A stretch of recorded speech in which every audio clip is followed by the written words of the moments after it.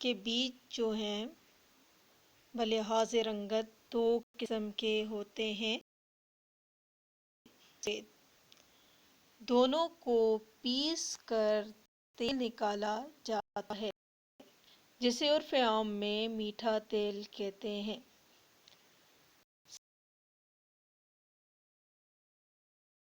دیتا ہے اور اس کے علاوہ مارجرین بنانے اور دوائی کے طور پر استعمال ہوتا ہے، جبکہ سفید تلوں کا تیل بالوں کی نشو نما کے کام میں لایا جاتا ہے۔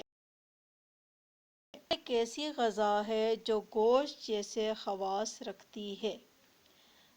در حقیقت تل کا تیل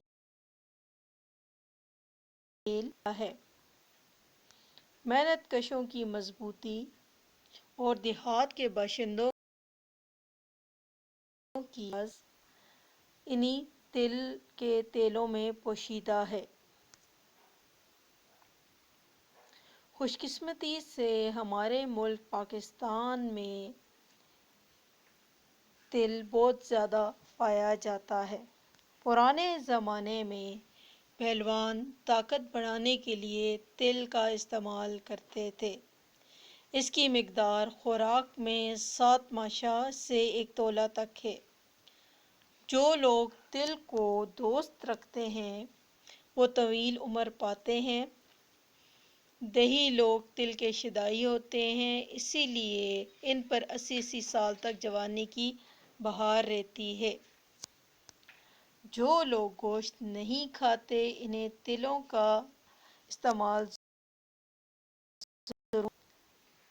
تل بلا مبالغہ نباتاتی گوشت ہے جس میں لیسیتھین کی وافر مقدار موجود ہے۔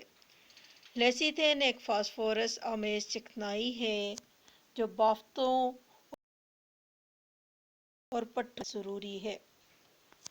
انسانی دماغ بھی اپنی توانائی لیسیتھین سے حاصل کرتا ہے۔ قوت حافظہ کے لیے انسانی بدن میں اس کا ہونا لازمی ہے۔ دماغ کا 28% حصہ لیسیتھین ہی کا بنا ہوا ہے۔ انسانی دماغ میں تمام حیوانوں سے زیادہ لیسیتھین ہوتا ہے۔ یہ گوشت، انڈے کی زردی اور ماش میں پایا جاتا ہے۔ اس کی کمی انسان کے اعصاب کمزور کر دیتی ہے اور اس کو ذہنی مریض بنا دیتی ہے۔ تل صدیوں سے کاشت کی جانے والی ایک اہم فصل ہے۔ اس کے بیج میں 50 سے تیل اور تقریباً 22% اچھی قسم کی پروٹین پائی جاتی ہے۔ اپنی اعلیٰ خصوصیات کی وجہ سے تیل زیتون کے تیل کے بہت قریب ہے